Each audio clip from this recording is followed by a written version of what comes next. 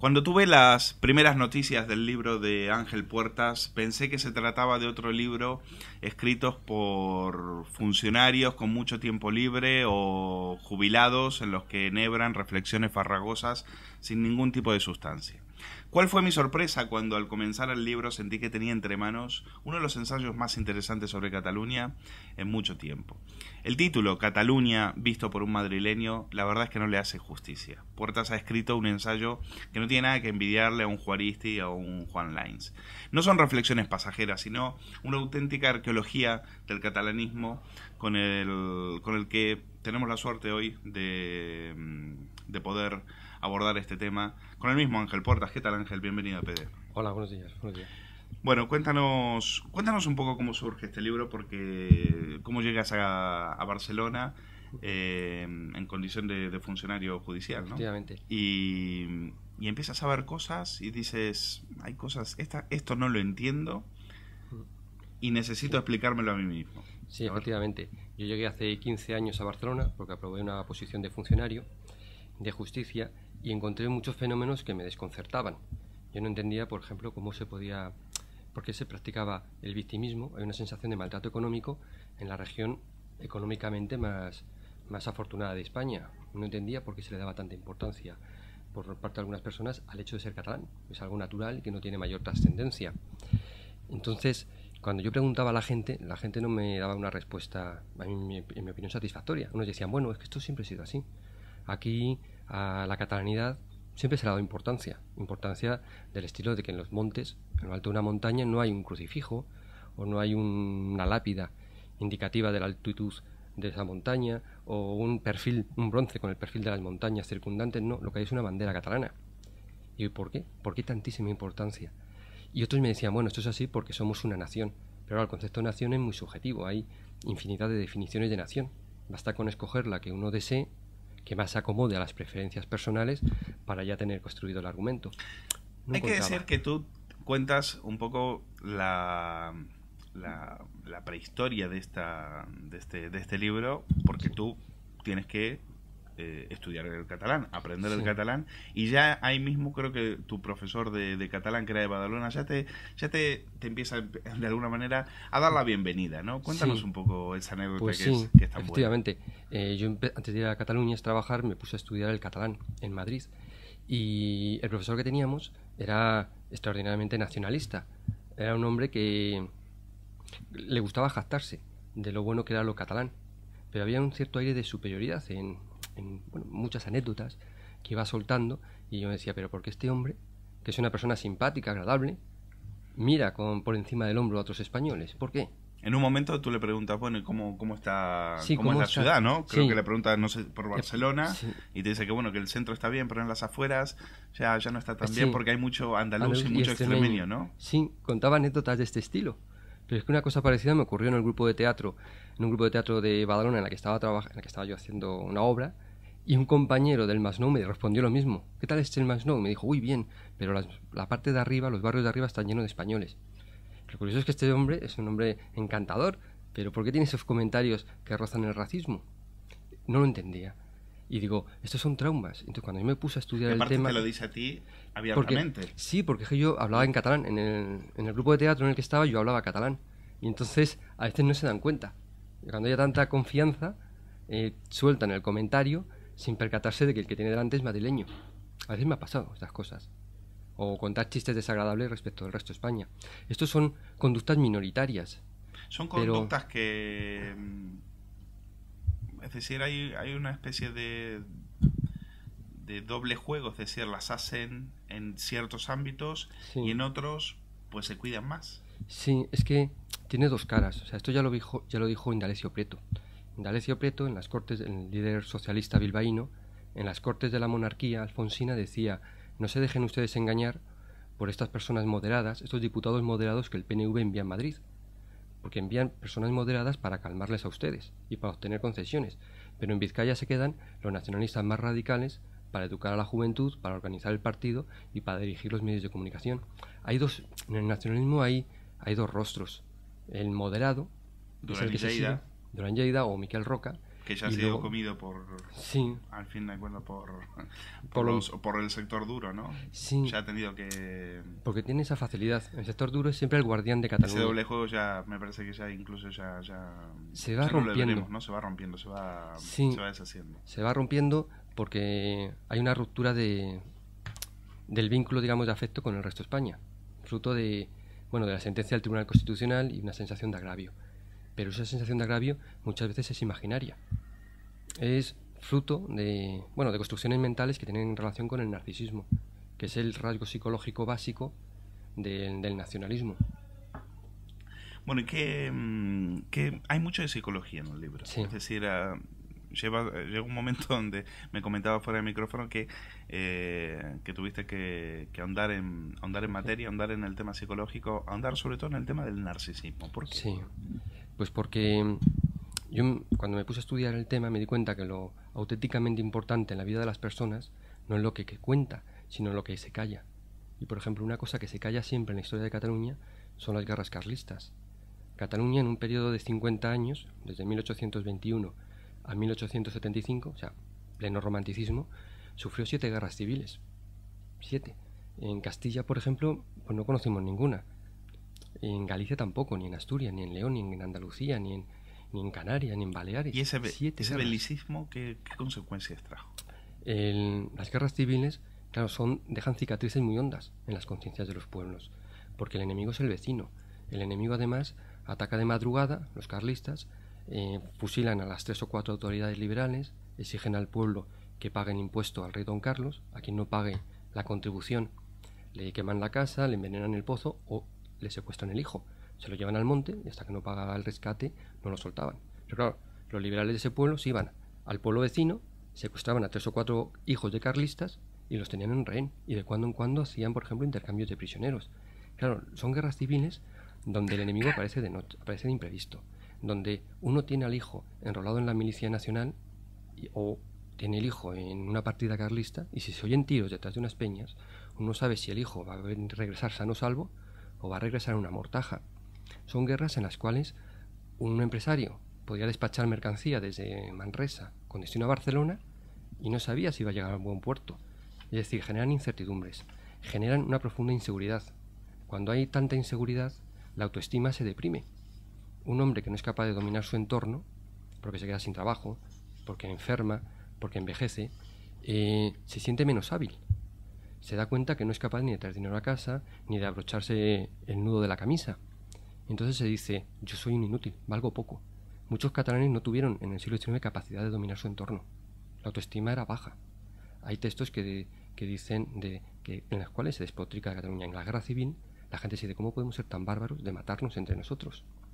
Entonces además hay un hiperproteccionismo. O sea que a partir del siglo XIX tú detectas, y digo detectas porque has hecho, como decía en la introducción, auténtica arqueología. Has hecho un estudio de bibliografía muy exhaustiva, diría recóndita, bibliografía muy extraña, muy rara, pero que está ahí. Son testimonios, sobre todo creo que ha sido a las fuentes, ha sido a la gente que contaba eso del día a día, dietarios, periódicos de la época y demás. Y detectas ahí falta de autoestima. Sí, una sensación de falta de confianza en uno mismo y de desamparo. Hay otra cuestión, por ejemplo, la industria catalana, casi toda la industria española era catalana, pero era una industria poco competitiva. Entonces los gobiernos, para protegerla, alzaban altos aranceles en las aduanas para que no entrara la manufactura británica, francesa. Claro, en el resto de España, y también en Cataluña, empiezan a alzarse voces librecambistas que dicen, oiga, si los aranceles son muy altos, nuestros industriales se dormirán en los laureles porque tienen un mercado cautivo. Bajemos progresivamente el arancel y así con el estímulo de la competencia extranjera mejorará la productividad. Sí, pero en el siglo XIX fueron 15 años de librecambismo. Sí, muy poca. De discurso librecambista, ¿no? De discurso de libre mercado. Luego vinieron los aranceles, arancel Cambó, arancel Cánovas y algún otro que ahora no recuerdo. Al fin de cuentas, digamos, España fue muy proteccionista y a los catalanes se les protegió muchísimo. Así todo, elaboran la idea falsa de que no se les protegió lo suficiente. Sí, porque hay un hiperproteccionismo, es decir, un niño mimado reclama continuamente atenciones. Es un niño inseguro. que siempre no tiene confianza en sí mismo. Está siempre reclamando aranceles altos y se desencadenaba auténtica histeria en Barcelona cada vez que había rumores de bajadas. O sea, cuando digo histeria, quiero decir que en Barcelona, por ejemplo, se levantaban barricadas cuando había rumores de que iba a bajar el arancel. Se convocaban mítines, se celebraban asambleas, se recogían firmas, se quemaban puestos de recaudación de impuestos de consumo. O sea, había auténtica angustia con que bajara. ¿Qué es lo que hace? Tú dices en el libro, hay que romper de una vez con el nudo jorgiano, Sí.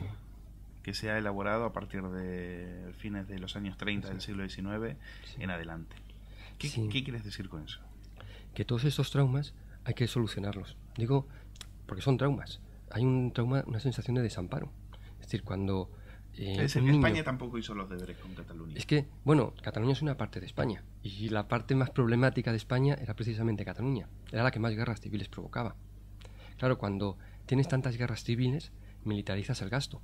Por fuerza, el Estado destinaba más de la mitad de su presupuesto a pagar el ejército. Un disparate. Sí, más al ejército que a la educación pública. O que a carreteras. Es un dato que das en el libro, con lo cual, en una región donde hay una burguesía moderna que reclama servicios modernos, telégrafos, ferrocarriles, escuelas industriales, la carencia del Estado es mucho más patente. Y hay una sensación de abandono. Es como si hubiera una madre abandónica. ¿Y esa sensación de abandono la recoge el catalanismo de fines del siglo XIX a partir de la Liga, por ejemplo? Claro, sí, acaba cuajando. O sea, cuando el siglo XIX es la infancia de las naciones. Entonces, cuando un niño se siente que no es querido por su madre, piensa que su madre es capaz de retirarle el alimento materno, porque va a subir el arancel, piensa que la madre le da cachetazos cada 2 por 3, porque es un niño revoltoso, guerras, barricadas, que piensa que la madre no entiende los balbuceos en su lengua, que no proporciona las necesidades materiales modernas que él reclama. Ese niño, que ya tiene una autoestima baja, dice: mi mamá no me quiere, y no me quiere porque no merezco ser querido, porque soy poco valioso. Pero puede ocurrir que el niño realice un mecanismo de hipercompensación y diga: ¿cómo que yo soy poco valioso? Yo soy el mejor, yo soy el más trabajador, el más ahorrador, el más emprendedor, el más avanzado, el más pactista. Es decir, cuando ese niño siente que su madre no lo abraza, lo que hace es abrazarse continuamente a sí mismo. Y ese niño descubre que para sobrevivir necesita que todo el mundo le vea como alguien especial, porque siendo especial y siendo brillante, la madre tendrá siempre puesta la atención en él. Claro, así se crean rasgos narcisistas. O sea, Almirall, que fue el fundador del catalanismo de izquierda, decía que el peor defecto del catalán era la petulancia, el creerse superior a los demás españoles. Claro, el narcisista siempre necesita sentirse diferente. O sea, yo tuve de profesor a Íñigo Cabero, que fue el ministro de Cultura de la UCD, que se trajo el Guernica a España. Entonces Cabero nos contaba, bueno, era un hombre muy afable, nos contaba muchas anécdotas. Y nos contó que un día le preguntó a Xavier Arzallus, al líder del PNV: mira, Xavier, ¿tú realmente qué es lo que quieres? Y le dice: pues sí, Íñigo, yo lo que quiero es ir en bicicleta mientras los demás españoles vayan andando. Cuando los demás vayan en bicicleta, yo quiero ir en moto. Y cuando los demás vayan en moto, yo quiero ir en coche. O sea, un narcisista no puede admitir la igualdad, porque entonces él no destaca. El narcisista tiene que estar siempre un escalón por encima. Es la forma de tener el centro de atención. Por eso no admiten el café para todos autonómico. ¿Cómo va a tener Cataluña las mismas competencias que Andalucía? Lo ve como una ofensa. Porque si son iguales, la madre no fija la atención en él. Y entonces entra en angustia anaclítica, entra en la sensación de abandono. El narcisista no dialoga, hace pedagogía. O sea, él se coloca en un escalón por encima y a los demás los coloca en la posición de alumnos, que tienen que darle la razón. Si no le dan la razón, es que son unos recalcitrantes anticatalanes que ni entienden ni estiman a Cataluña. El narcisista no tiene una relación ecológica con el resto de España, sino egológica. O sea, yo. O sea, no tiene la visión de que yo un día yo doy, recibo, cedo en esto, otros días el otro cedo. No. Yo siempre soy el importante, siempre aporto más y los demás me merecen, tienen que prestarme más atención a mí. Claro, la convivencia con un narcisista es muy difícil. Siempre porque es egocéntrico. Esto tú no. en tu ensayo, por eso digo que el título no le hace justicia al libro, porque es un ensayo. Hay una parte histórica, por ejemplo, cuentas en un capítulo muy bien trabajado cómo entras al Museo de la Historia de Cataluña y empiezas ya desde los primeros, al recorrer 5 metros, ya empiezas a ver una falsificación de la historia y a desmontar mito por mito, ¿no? Y lo haces a través con muchos conocimientos históricos. ¿Esto siempre fue así? No. Esto surge... ¿Esto cuándo surge? ¿Cuándo empieza a romperse a desmembrenarse el cordón umbilical, utilizando esto Sí. de la madre y el hijo, entre Cataluña Y el conjunto de España. El conjunto de A España. finales, bueno, en realidad esta forma de sentir es de una parte de Cataluña, o sea, porque uno puede tener una familia, puede haber 5 hijos, el padre trata a todos igual y cada hijo tiene una visión distinta del padre. Entonces, esta forma de sentir fue de un sector primero minoritario de Cataluña. O sea, Cataluña es plural, como lo es el conjunto de España. Este Dirías, hilo, ese primer sector, ese primer, al final, dirías, alta burguesía, sector rural, ¿dónde empiezas? es, ¿Lo podemos localizar sí, en algún estrato social? sí, más bien es una burguesía. Sectores industriales que se sienten desamparados. Y también sectores que idealizan la Cataluña rural, que tienen miedo a los avances del futuro, que tienen miedo a las revoluciones, a las conductas antiproletarias. Por esta estructura de la familia troncal, ¿no? Por Uy, esto sí, de que el hereu, ¿no? sí, El primogénito, el que lo hereda todo, ¿no? Como pasó hasta sí, durante siglos en Cataluña, País Vasco, otras sí. regiones. Curiosamente, donde está la familia troncal, como demostró Edmund Una Todd, tot- ¿no? Eduardo Todd, al final ahí es donde el nacionalismo surge Sí, con más brío, ¿no? ¿Por qué sí. se da eso? Pues porque la familia troncal transmite unos valores. O sea, la familia troncal significa que toda la herencia la hereda un hijo, el primogénito, y los demás quedan prácticamente desheredados. Los Sí, segundones, los segundones se van de casa que con se una tienen mano que ir de delante, casa. una mano delante y otra detrás. Claro, eso pasa en el País Vasco, pasa también en Navarra y en Cataluña, y en bastante menor medida en Aragón. Pero bueno, curiosamente esas comunidades son donde surge el nacionalismo. Claro, esa familia troncal transmite primero unos valores de desigualdad. Los hermanos son desiguales, uno se queda con toda la herencia y otro sin ella. Transmite unos valores de jerarquía, porque el primogénito, que se queda con toda la herencia, tiene que quedarse viviendo en la casa del padre, bajo la autoridad del padre. Entonces, el primogénito, claro, tiene a su padre las 24 horas del día y además es el patrón.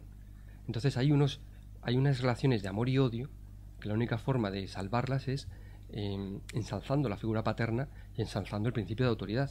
Es decir, el hijo aborrece al padre. Es que si un hijo de 40 años, el hereu, el primogénito, tiene un padre de 60 y le está diciendo, hijo mío, con 40 años vas a levantarte a las 4 de la madrugada a plantar calabacines. Y el hijo dice, oiga, pero es que hay que plantar cebollas.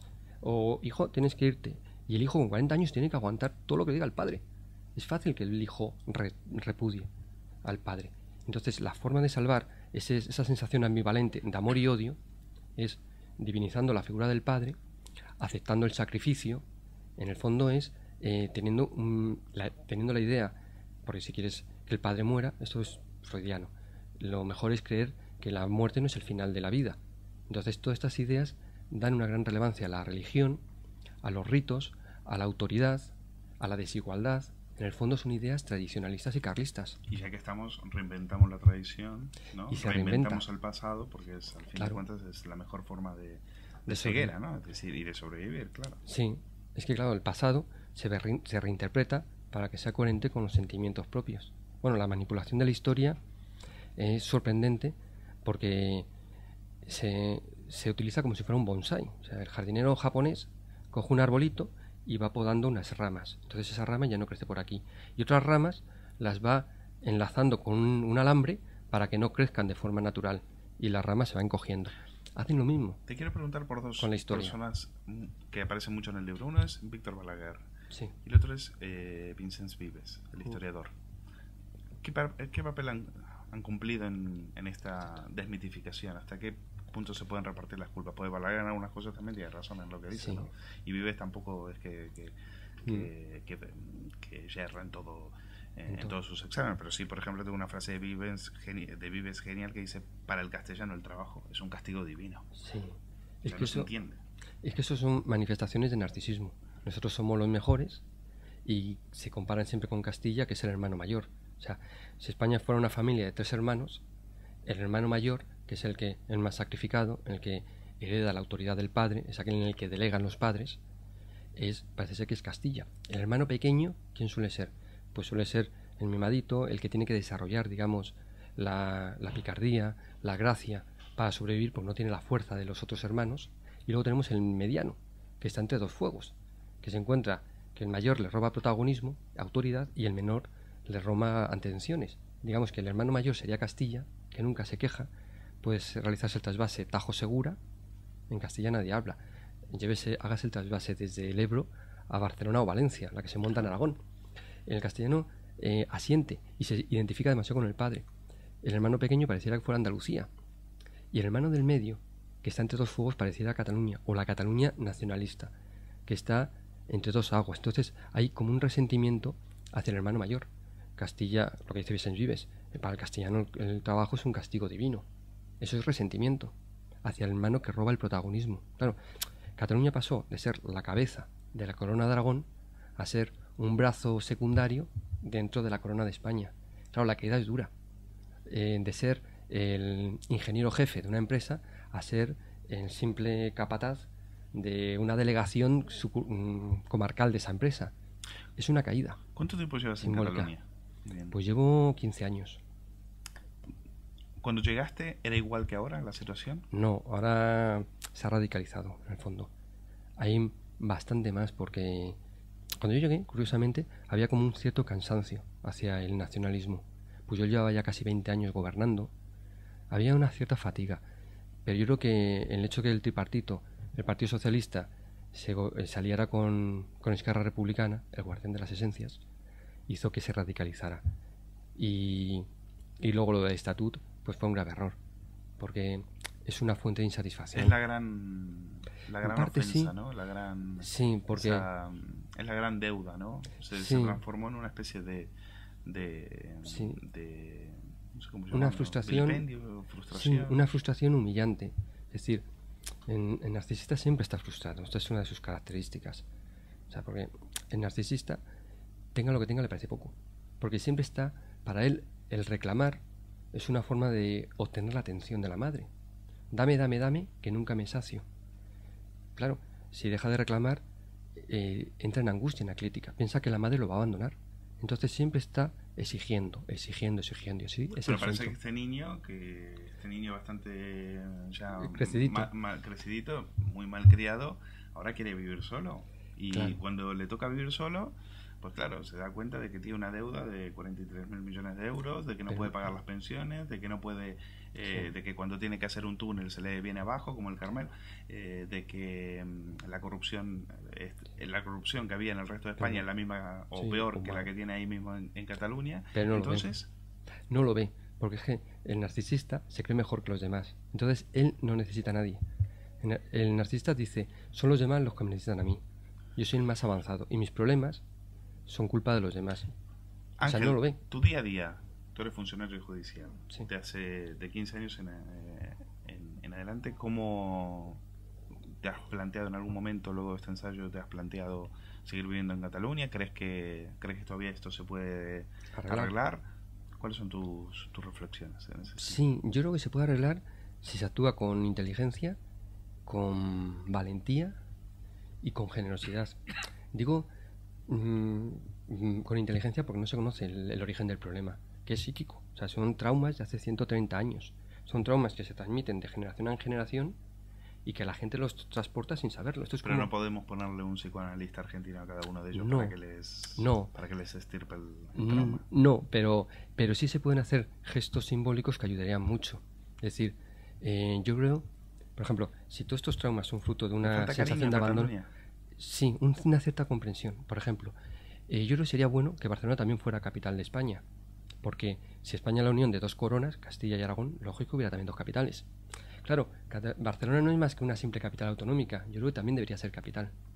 El coste no es económico, porque en Madrid todas las sedes centrales están en las arterias más caras de Madrid, de España, creo yo. O sea, la venta de algunos edificios o solares permitiría adquirir solares más baratos en otros lugares de España. Eso significaría dar un mayor protagonismo a lo catalán y significaría que entre las élites intelectuales, políticas o económicas catalanas tuvieran un contacto directo con las élites políticas de toda España. Se comprenderían. ¿Hay tiempo para revertir todo eso? Porque me imagino en tu día a día, pues tú trabajarás con compañeros que prácticamente te considerarán un invasor o un extraño, un inmigrante. Es que a nivel de calle la relación es muy cordial. ¿Cómo es eso? No, la relación es cordial, es correcta. El problema es el discurso político que subyace. Es decir, La gente es la gente es normal en todas partes, pero ese tipo de prejuicios, cuando se hablan ya de metaidentidades, es cuando surge el problema.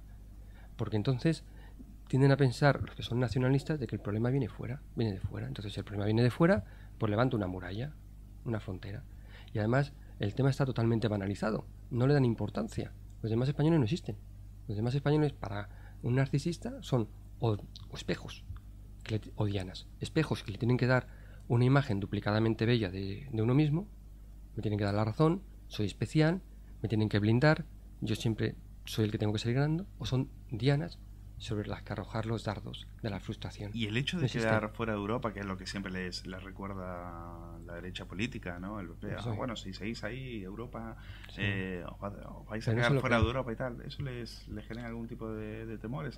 Es que no se lo creen, porque, como digo, es que es la base psicológica. El narcisista sobrevalora sus méritos, se cree mucho más valioso de lo que realmente es. Entonces, claro, un nacionalista se dice, ¿cómo van a dar más importancia los europeos a sus leyes que a mi voluntad, con lo importante que yo soy? Y no se creen lo que les dicen de que se van a salir, no se lo creen. ¿Te ha traído algún problema el libro? No, en realidad no. Cuesta divulgarlo, porque allí los medios están todos subvencionados. La verdad que la portada es fabulosa, ¿no? Este osito mirando a Cataluña con su boina. Desde el Tibidabo. ¿De quién fue la idea? Pues fue mía, la tenía en la cabeza desde hace años, al poco de ocurrírseme de escribir el libro. Digo, tiene que ser un oso que contemple de forma tranquila Barcelona. ¿Y quién lo logró? Porque está muy bien logrado. Pues Guillermo, ¿cómo se llama el autor? Creo que está el editor. El apellido no lo sé. Guillermo Blasco Navarro. Sí, pues Guillermo Blasco. Un saludo a Guillermo porque ha hecho un muy buen trabajo en la portada. Sí, además me lo hizo en una tarde, como quien dice. Sí, ¿Sigues viendo a ese profesor de Badalona? No lo he encontrado. ¿Y qué opinan los andaluces y los extremeños que viven en Cataluña y que cuando se refieren así tan despectivamente como Durán y Lleida, que dijo que los andaluces siempre estaban en los bares y no trabajaban y eso? Pues es sorprendente, pero hay algunos que comprenden el nacionalismo, porque el nacionalismo habla continuamente de la gran cualidad, de las grandes calidades de Cataluña. ¿Comprender qué significa? ¿Que lo justifican? Algunos sí, curiosamente, porque el nacionalista siempre está diciendo lo mucho que vale Cataluña. Es decir, en cierta manera es un planteamiento seductor. Qué importantes somos, qué valioso lo nuestro. Entonces hay gente que tiene un cierto complejo de inferioridad grupal, especialmente los que vienen de regiones más pobres y en los que ha habido más incultura históricamente. Entonces ese tipo de personas desean ser aceptadas. Claro, para ser aceptado necesitas pasar por el arco de la puerta del nacionalista, que es, tienes que compartir mi ideología. Entonces algunos de ellos se hacen incluso más nacionalistas que los que son de origen. Otros no, otros les duele. Pero claro, ¿qué ocurre? Que estos inmigrantes andaluces o extremeños, cuando regresan a sus tierras en vacaciones, se encuentran que allí la gente vive del PER, y claro, ven los abusos que genera el PER. Otros ven que cobran subvenciones de la Junta por plantar... O sea que algunas quejas hay que admitir que son... Sí, o ven las autovías, ¿no? O ven la cantidad de autovías gratuitas que hay a partir de Zaragoza y las autovías de peaje. Eso lo tratas en el libro también. Claro, pero nunca se dice por qué hay tantas autopistas de peaje en Cataluña, que son todas de la Caixa, o bueno, la mayor parte de la Caixa. Y la Caixa condonó 1.000 millones de pesetas al PSC, a los socialistas, 300 millones le condonó a Esquerra. La concesionaria de las autopistas, Acesa, resulta que está implicada en la financiación irregular de Convergencia. Entonces, claro, estas entidades... Pero eso no se ve. Eso en línea mal creado no lo ve. Eso no se ve, porque hay siempre una tendencia a buscar un culpable fuera. Claro, cuando hay un problema, el narcisista nunca es responsable de nada. El culpable está fuera. También nos cuentan que no hay problemas con el idioma. O sea, que eso de que se persigue al castellano, de que los niños no pueden ser educados en su idioma materno y demás, que son todas mentiras que nos inventamos aquí en la meseta. ¿Qué hay de cierto, tú que llevas 15 años viviendo ahí, qué hay de cierto y qué hay de mito en todo eso? Pues a nivel de calle la relación es correcta. O sea, todo el mundo, las dos lenguas se entienden bastante bien. Aunque el catalán parece una lengua muy difícil, en un año de estudio el catalán se entiende perfectamente, incluso en menos. ¿Ganaríamos si estudiásemos catalán aquí también? Yo creo que sí. Sí, yo creo que en toda España, poco, ¿no? Sí, yo creo que en toda España, en vez de estudiar latín, sería mejor estudiar una lengua española viva. Tener un mínimo conocimiento, porque es un acto de reconocimiento del otro. Claro, hay catalanes que hablan que dicen, caray, siempre somos nosotros los que tenemos que renunciar a nuestra lengua. Cuando me encuentro a un aragonés, un castellano, un andaluz, siempre soy yo el que tengo que renunciar, porque sé que el otro no me entiende. ¿Conocer la lengua de ellos te ha permitido conocerlas mejor? No, porque en realidad la lengua es un instrumento de comunicación. Lo que pasa es que el nacionalismo considera que es el ADN. Pero hay muchas Entonces le da frases, mucha importancia. a veces por las frases, como tú estudias de vez en cuando con las frases, esos tópicos Los que eslóganes, tienen, sí. los eslóganes, pues eso Muchos. también habla mucho de la idiosincrasia de la lengua, ¿no? O Sí. de la forma de ser, ¿no? Sí, pero yo creo que no es tan relevante la lengua en la manera de conformar la mentalidad de un pueblo. No, yo creo hay algunas expresiones que son difíciles de traducir, pero en realidad las emociones son las mismas en cualquier ser humano. Pero volviendo a la pregunta, Si se persigue. ¿hay persecución al castellano, a los castellano hablantes o nos lo inventamos los periodistas? A nivel, en la escuela, el castellano no existe. O sea, es prácticamente una lengua extranjera. Yo te cuento, mi hijo, por ejemplo, mis hijos, en la guardería, uno iba a una guardería privada, una guardería concertada y otro una pública. Pues las monitoras tenían instrucciones de no hablar a los niños en castellano. No pueden hablarles. En los colegios, mis hijos, las monitoras tienen la obligación de hablarles en catalán, siempre. No pueden hablarles en castellano. Mi hijo, el mayor, empezó a recibir educación en castellano, una asignatura de 2 horas a la semana a partir de los 7 años. Antes no, o sea, ha recibido antes libritos y CDs en inglés que en castellano. O sea, lo tratan peor que una lengua extranjera. Para mí recuerdo un Pero catalán... no hay una persecución. A mí un catalán que me dijo... Es un desprecio, es que una ignorancia. tú tuviste la suerte de estudiar en el idioma en el que se hablaba en tu casa. Sí. Yo no tuve esa suerte. Claro, eso es una herida. Claro, eso es una humillación que se infligió durante el franquismo. Pero desgraciadamente es una humillación que ahora se realiza sobre los castellanohablantes. Lo que pasa es que como los castellanohablantes, como digo, hay muchos que tienen un cierto complejo. No valoran la importancia de la lengua castellana. Además tienen una sensación de que hay que reparar el daño hecho al catalán. Sí, todo lo que sea para fomentar el catalán viene bien. Pero veo que mucha bibliografía en catalán que tú citas en el libro fue editada en pleno franquismo. Sí. Con lo cual la persecución del catalán... Claro. no fue en la escuela. En la escuela el catalán no existía, ni en la administración. A nivel privado sí. E incluso yo creo que convendría desmitificar la persecución que realizó el franquismo del catalán. Pero claro, esto hay que sacarlo. Torpe en ese sentido, hay que decirlo, torpe, ¿no? y grosera, pero más que la persecución oficial, la persecución oficiosa. Había personas que había policías que si te oían hablar en catalán te daban una bofetada entonces ese tipo de ofensas dejaron una huella muy profunda. Yo tenía una amiga que comentaba que en los años 70, cuando se metían en follones y si la policía lo detenía, tenían mucho cuidado de no hablar nunca en catalán porque se podían ganar una bofetada.